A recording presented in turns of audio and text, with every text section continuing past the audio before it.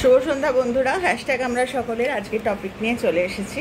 তো শ্রাবণী আর কবিতার ভিডিও দুটো দেখলাম।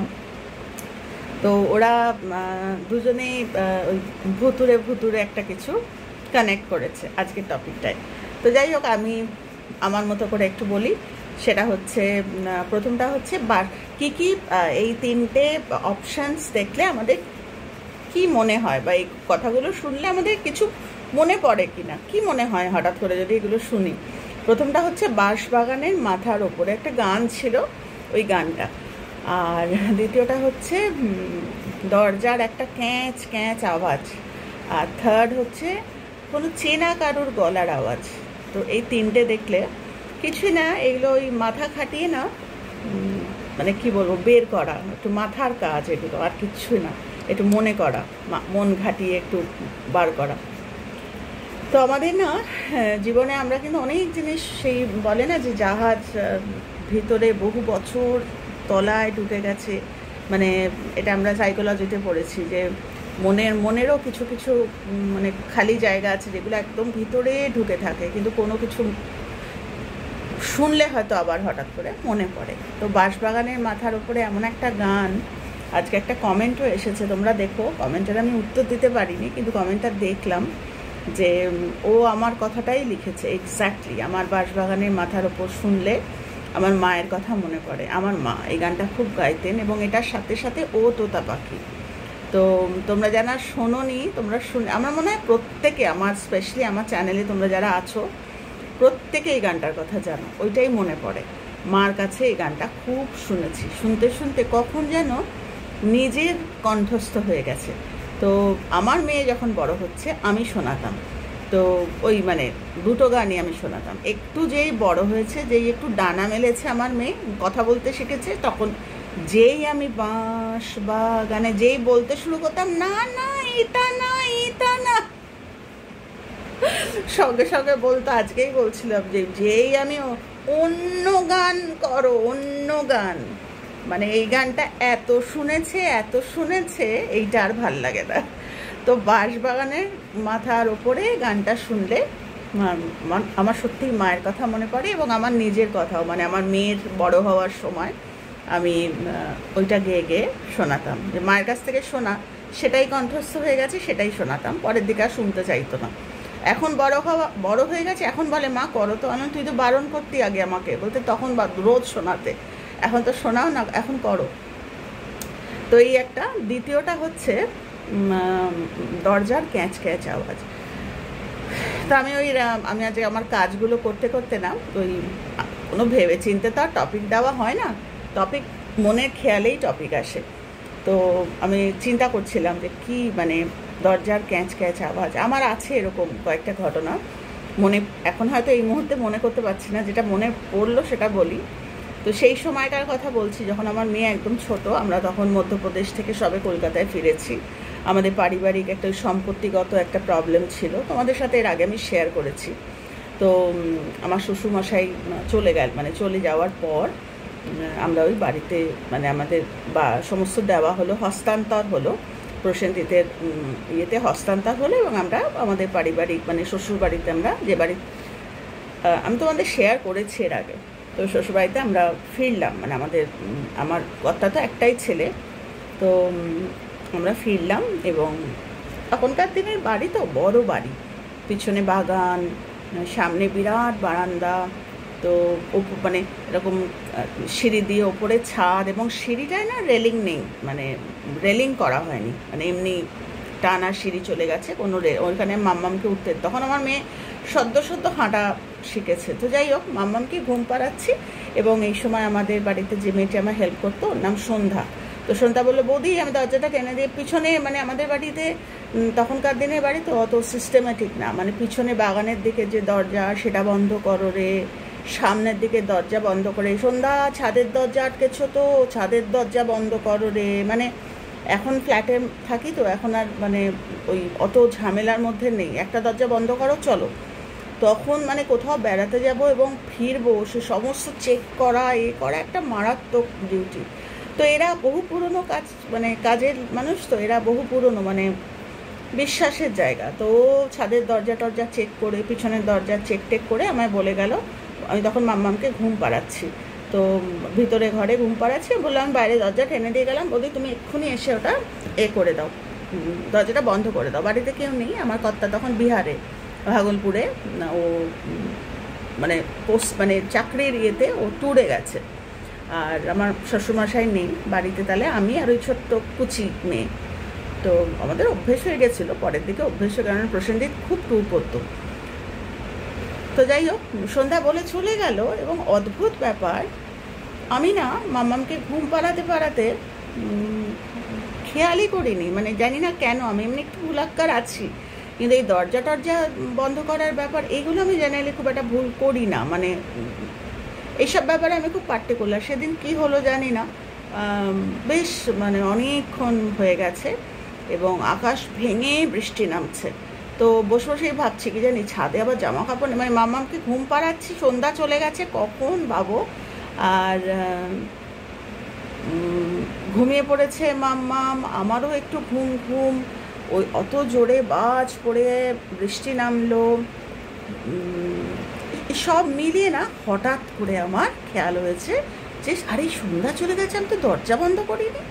মানে তখন আমি মাম্মাম তখন অঘোরে ঘুমাচ্ছে, আমি লাফ দিয়ে উঠে যাব, মানে আমি আমাদের ঘর থেকে বেরিয়ে, যারা আমাদের বাড়িতে গেছে, আমাদের ইউটিউবে অনেকে আছে যারা জানে, মানে আমি যে মাস্টার বেডরুমটায় যেটাতে আমি আর আমার মেয়ে ছিলাম, সেটা পেরিয়ে বাইরের ঘর দিয়ে মেন দরজা। কারণ যখন আমার ঘরে দরজাটা হালকা করে বন্ধ, যাতে আওয়াজ না হয়, হালকা করে টেনে আমি যাবো, তখন দেখছি দরজাটা, কেননা বৃষ্টি নেমেছে ওইরকম হাওয়া, দরজা পুরোনো দিনের বাড়ি তো, ক্যাঁচোর ক্যাঁচোর একটা আওয়াজ হচ্ছে। তখনকার দিনে খিল দেওয়া বাড়ি, মানে দরজা, সেই জানি না তোমরা কজন দেখেছো, দরজায় খিল দেওয়া, বেশ মজবুত তখনকার দিনের দরজাগুলো। বুকটা না কেঁপে উঠেছে। এমনি মানুষটা আমি খুব ভীতু, যেমনি আমি ভগবানে বিশ্বাস করি তেমনি আমি অন্য জিনিসেও বিশ্বাস করি। তো বেরোতে বেরোতে না ওই আওয়াজটা শুনছি, ক্যাঁচোর ক্যাঁচোর, ওটা আসলে হাওয়াতে ওরকম হচ্ছে, তার মধ্যে কোনো ভয়ের কিছু নেই, কিন্তু আমি ভয় পেয়েছি, যে আমার উচিত ছিল, তখনই ভাবছি যে ইস কতক্ষণ সন্ধ্যা চলে গেছে, আমি দরজাটা বন্ধ করিনি। যাই হোক, দরজাটা গিয়ে আমি দরজা বন্ধ করলাম, একটু বারান্দায় উঠি মেরে দেখলাম রাস্তাঘাট পুরো খালি, 3টে সাড়ে 3টে বাজে তখন, কিন্তু আকাশ কালো হয়ে গেছে। দরজাটা ভালো করে খিল টিল দিয়ে বন্ধ করে না, আমার মাথায় একটা টনক নড়ল যে দরজাটা এতক্ষণ খালি ছিল, বাইরে একটা ছোট গেট, এবার সেই গেট থেকে কেউ যদি খুলে দরজা দিয়ে ঢুকে সোজা ওপরে চলে যায়, আমি টেরও পাবো না। মানে বাড়িটা মানে বেশ বড়, এবং মানে এতটাই মানে কোনো মানে কি বলবো, মানে খুব কোজি যে বোঝা যায় ওরম না, বেশ মানে কেউ যদি বাইরের ঘর দিয়ে উঠে সিঁড়িতে চলেও যায় বা পিছনে বাগানের দিকে চলেও যায়, আমি কিন্তু টের পাবো না, কারণ এরপর তো রাত হবে। আর সেই সময়টা লোডশেডিং হতো, খুব লোডশেডিংয়ের ব্যাপার ছিল তখন। আমার তখন বেশ একটুখানি ওই ক্যাঁচর ক্যাঁচর আওয়াজ শুনে দরজাটা বন্ধ করা, এবং ওই কয়েকটা মিনিটের মধ্যে নিজেকে একটু উঁকি মেরে দেখলাম যে মাম্মাম অঘোরে ঘুমাচ্ছে, বুকে ভর দিয়ে। তাই মনে মনে ভাবি না যে এমনি সময় আমরা ছোটোবেলায় যখন মা বাবার কাছে থাকি তখন ভীতু এই সেই বলা যায়, যখন আমরা নিজেরা দায়িত্ব পাই, নিজেরা যখন মা হলাম, বা একটা বাড়ির দায়িত্ব প্রসেনজিৎ বাইরে, আমার ওপর সব কিছু, আর সমস্ত খোলামেলা, সব খোলা, তখন মানে কি বলবো। যাই হোক, তো বুকে বল দিয়ে ঘর কেউ যদি ঠুকে থাকে, এবং কেউ যদি ভিতরে বসে মানে লুকিয়ে থাকে বা কিছু, কারণ আমি তো সারাদিন সিনেমা দেখতে থাকি, মাথার মধ্যে নানা রকম জিনিস আসে। তো আস্তে করে ঘরগুলোকে চেক করলাম, উঁকি মেরে মেরে খাটের তলাগুলোকে দেখলাম, দেখে লক করে বলতে তখনকার দিনে এরকম হ্যাচ টানা, টেনে আমি আস্তে আস্তে গিয়ে দেখলাম বাগানের দরজা, মানে বাইরের দিকে দরজাটা বন্ধ আছে, ওটা চেক করলাম না। আস্তে আস্তে ঢিম ঢিম ঢিম ঢিম করে ছাদের দরজায় গেলাম, গিয়ে দেখলাম ছাদের দরজা বন্ধ। ছাদের দরজার ঠিক পাশে না একটা ছাদের ঘরের মতো একটা, কি ঘর নয়, খোলা, ওখানে প্রচুর জিনিস। এবার ওটাতেও উঁকি মেরে, ওখানেও যদি মানে এতটাই বড় জায়গাটা, ওখানে যদি কেউ লুকিয়ে বসেও থাকে আমি টের পাবো না, সন্ধ্যেবেলা যদি সে নেমে আস বা এগুলো না আমার মাও আমায় বলতো, এগুলো সাবধান, এগুলো দেখবি, যখন রাতে ঘুমোতে যাবি একা থাকবি এগুলো দেখবি। তো ভালো করে উঁকি টুকি মেরে দেখলাম, ঈশ্বরের পরম কৃপা, কেউ ঢোকেনি। আবার ঠিক ঠিক করে নেমে এলাম। তো ওইটা মনে পড়ে যে সন্ধ্যা চলে গেছিলো এবং আমি দরজাটা বন্ধ করিনি। এই জিনিসগুলো মানে খুব সাবধান, এরকম যেন কারুর না হয় যে আগে যাই হোক আগে মেন দরজা আগে বন্ধ করবে, তারপরে যা কিছু। আমি আসলে মানে কোনো কারণে একটু ঝিমুনিও এসে গেছিলো, কোনো কারণে ইয়ে হয়নি। তো যাই হোক, ঠাকুর বাঁচিয়ে দিয়েছে, মানে কেউ ঢোকেও নি। আর একটা মাছি ঘুরে ঘুরে বেড়াচ্ছে। তো এইটা মনে পড়লো। হ্যাঁ, আর একটা মনে পড়ছে যে ওই কোনো চেনা কারুর গলার আওয়াজ। আর আমি না মানুষের গলার আওয়াজ খুব চিনি, মানে গান, এই জিনিসটা আমার মেয়েরও পেয়েছে, মানে আমার মেয়েও পেয়েছে আমার মতো, মানে মারাত্মক চিনি। মানে গান বলো বা যাই বলো, একটা দুটো লাইন শুনে না বলে দেবো ওর গলা, এরকম খুব খুব টের পাই গলাগুলো। আর তখন ধর আরও বয়সটা কম ছিল, আরোই টের পেতাম। এখন হয়তো বয়সের সাথে সাথে একটু হয়েছে, কে বলতো এরকম বলি, তখন আমি গলা খুব চিনতাম। সকাল থেকেই তখন মাম্মাম বেশ 6-7-এ পড়ে, 7-এ পড়ে, 6-এ না, 7-এ বা 8-এ পড়ে, বেশ অনেকটা বড় হয়ে গেছে। মাম্মাম স্কুলে গেছে এবং আমি খুটুর খুটুর করছি বাড়িতে এবং প্রসেনজিৎ বাইরে। তো একটা কাক, তোমাদের জানি না তোমাদের বললে তোমরা বিশ্বাস করবে কিনা, এই কাকের সাথে না আমার একটা অদ্ভুত সম্পর্ক। মানে আমি জানি না, বলে আগেকার দিনে, মানে এটার আমি কোনো উত্তর পাইনি, আগেকার দিনে কাকচরিত বলে কিছু একটা ছিল, যেটা আমি একদম এই বিষয়ে আমার একদম জ্ঞান কম। মানে কম বলতে একটু নাড়াচাড়া যে করিনি তা না, কিন্তু বলার মতো নয়, মানে আলোচনা করার মতো জানি না, কিন্তু ছিল কিছু। আমি তো কোনো জিনিসই মানে মানি না বলি না, কিছুটা ছিল। কাকের সাথে না আমার একটা কাক, মানে আমি যখনই মানে যেখানেই যাই আমার প্রচুর কাক নিয়ে অভিজ্ঞতা আছে। একটা কাক 2 দিন ধরেই মানে বেশ, মানে আমি এত বলতে পারবো না, মানে তোমরা শুনলে বিশ্বাস করবে কিনা। মানে আমাদের যে হল ঘরটা ছিল, আমরা যখন পুরনো বাড়ি আমাদের ভেঙে নতুন বাড়ি হয়েছে, তখন আমাদের ওই বড় একটা হল ঘর বানানো হয়েছিল, কারণ লোকজন আসে, আমার বাড়িতে মায়ের পুজো হয়, ওই হল ঘরটা আমাদের খুব দরকার ছিল। তো একটা বিশাল হল ঘর, আর হল ঘরে বেশ অনেকগুলো কাঁচের জানলা। ওই কাঁচের জানলা দিয়ে কাকটা গতকালও করেছে, আজকে, মানে তখনকার কথা বলছি, উঁকি মেরে মেরে আমায় দেখছে, উঁকি মেরে মেরে আমায় দেখছে। এটা নতুন নয়, এরকম কাকের সাথে বললাম তো আমার অনেক ঘটনা। উঁকি মেরে দেখাটা নতুন। ও না উঁকি, যতবার আমি ভিতরে যাচ্ছি আমার কেন জানি মনে হচ্ছে সেই সময় কেউ একজন ছিল যার সাথে আমি শেয়ারও করেছি ঘটনার, মানে এসে দেখেছে, এই দেখো দেখো কাকটা উঁকি মেরে দেখছে। তো আমার খোলা কিচেন ছিল, রান্নাঘরটা খোলা, আর ওখান দিয়ে বড় একটা হলঘর। যতবার আমি খুলে, আমার মনে হচ্ছে আমার মা ছিল, যত দূর মনে পড়ছে। মাকে বলছে, মা দেখো দেখো কাকটাও কিছু না এরকম। তো আমি রান্নাঘরে যাচ্ছি, কাকটা উড়ে এই জানলা থেকে, মানে পরপর জানলা, হল ঘরে ওদিক থেকে জানলা শুরু, অনেকগুলো জানলা। একটা জানলায় তিনি বসে আমায় দেখছেন, আবার যখন আমি রান্নাঘরে যাচ্ছি উড়ে গিয়ে রান্নাঘরে জানলাটায় বসছে, ওখান দিয়ে আমাকে দেখছে। আমার ভিতরে না কিছু একটা মনে হচ্ছে, মানে কিছু বলতে চাইছে, জানো, মাই ছিল, মাকেই বলছিলাম, কিছু না বলতে চাইছে, কিছু না, তোর যত রাজ্যের। তো যাই হোক, সেদিন সন্ধ্যের পরে আমি আমার এক দাদা, মানে যার কথা বলছি আমার দাদা, উনি মানে মারাত্মক আমার কাছের একজন দাদা, মানে আমার পিসির ছোট ছেলে। উনি খুব স্পিরিচুয়াল ছিলেন এবং আমার এই দক্ষিণেশ্বর যাওয়া বা ঠাকুরমাকে চেনা, ঠাকুরমাকে আমি নিজের থেকেই, কিন্তু দক্ষিণেশ্বর যাওয়া বা এই আলোচনা, তারপরে অনেক কিছুই দাদার খুব একটা ইমপ্রেশন আছে, মানে দাদার একটা কি বলবো উপস্থিতি আমার জীবনে মারাত্মকভাবে। আমার নিজের পিসির 3 ছেলে, ইনি ছোট ছেলের। তো ছোটদা অসুস্থ, ছোটদার ক্যান্সার হয়েছিল। তো ছোটদাকে দেখে আসার পর, এটা 3rd ডে। এবার আমি থাকি দক্ষিণ কলকাতায়, আর ছোটদার বাড়ি আমার পিসির বাড়ি হচ্ছে সিথিতে। তো ওইখানকারই কোনো একটা নার্সিংহোমে ছিল। তো আমরা দেখে আসার পর প্রসেনজিৎ বললো, আবার সামনের যখন আমি ছুটি পাবো, আর 3-4 দিন পর এবার একটা রবিবার আসবে বা কিছু, তখন আমি আবার তোমাকে নিয়ে যাব। আর তখন আমি একা একা অতটা যাতায়াত করতাম না। তো যখন দেখে এসি তখন অতটা খারাপ মানে খারাপ তখন।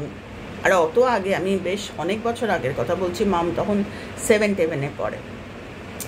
দিনে দিনে ক্যান্সারের ওষুধ আরও তখন অতটা না, তখন বেশ মানে খুবই কষ্টে মানে, কিন্তু এরকম কিছু হওয়ারও নয়। তো চলে এসছে, আবার যাবো 3-4 দিন পর, এরকম একটা ভাবনা মনের মধ্যে, একটা ছোটদার ব্যাপার চলছেও। তো ওই বলছি যে হঠাৎ করে সন্ধেবেলা আমি স্পষ্ট শুনছি কোনো চেনা গলার আওয়াজ, দাদার গলার আওয়াজ। মাকে বললাম, মা বলে দূর ভাবিস তার জন্য এরকম। পরদিন সকালবেলা খবর পেলাম যে শ্রদ্ধা চলে গেছে। যেই চলে গেছে খবর পেলাম, তোদের আর জানানো হয়নি কালকে রাত্রে? তোদের জানানো হয়নি বলতে, তোরা এত দূরে থাকবি? সবাই জানে যে আমার সাথে শ্রদ্ধা, মানে আমি মানে ছোটো বোনকে, নিজের বোন না, মায়ের পেটের ভাই না, কিন্তু তা সত্ত্বেও মানে অম্পুকে কতটা ভালোবাসে, মানে আমার একটা আলাদা জায়গা ছিল শ্রদ্ধার জীবনে। কিন্তু সেই সময় এত রাত্রিবেলা, তখন আর খবর দেওয়া হয়নি। তা আমি তখন 2 আর 2 4 করলাম যে পৃথিবীতে এমন অনেক ঘটনা আছে যার কোনো ব্যাখ্যা নেই। এবার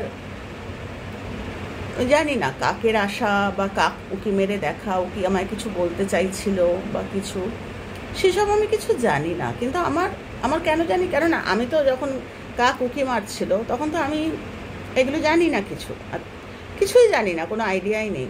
কিন্তু পরে যখন আমি খবরটা পেলাম পরদিন সকালে, তখন আমি বুঝলাম যে আমার ওই গলা শোনা বা চেনা কারুর গলা, মনে হলো ছোটদা আমাকে ডাকছে। ছোটদা কী করে ডাকবে? ছোটদা তো অসুস্থ। মা বলছে দূর, সারাক্ষণ চিন্তা করিস। তো সেটাই ভাবি, যখন এইগুলো হয় তখন মনে হয় যে জীবনে এমন এমন এমন ঘটনা হয় যেগুলোর কিন্তু ব্যাখ্যা হয় না। আর সেগুলো সত্যি না মিথ্যে কোনোটাই কিন্তু আমরা বিচার করতেও বসি না। তো যাই হোক, ছোটদা চলে গেল। ছোটদা আমাকে কয়েকটা কথা চলে যাওয়ার আগে বলেছিল, আজও মনে পড়ে সেসব কথা। তো যাই হোক, নিশ্চয়ই নতুন জন্ম নিয়েছে, আবার সুন্দর একটা জীবন কাটাচ্ছে আমার দাদা। তোমাদের একদিন ছবি দেখাবো, আমার দাদার খুব সুন্দর ছিলেন। তো এই হলো আজকের আলোচনাটা। 3টে টপিকই আমি আলোচনা করলাম, যেটা আমার মনে হলো কিছুই না, একটু স্বাদ বদল আর একটু পুরনো জিনিস ঘেঁটে দেখা, আর কিছুই না। তোমরা যারা আমাদের চ্যানেল দেখো, তোমরাও ভেবো, যারা আলোচনা করার নেই, যাদের চ্যানেল নেই, তারাও ভেবো তোমাদের জন্য কিছুই না, একটুখানি নিজেকে খুঁজে দেখা যে। তো যাই হোক, খুব ভালো থেকো তোমরা সকলেই, আবার আগামীকাল দেখা হবে। টাটা।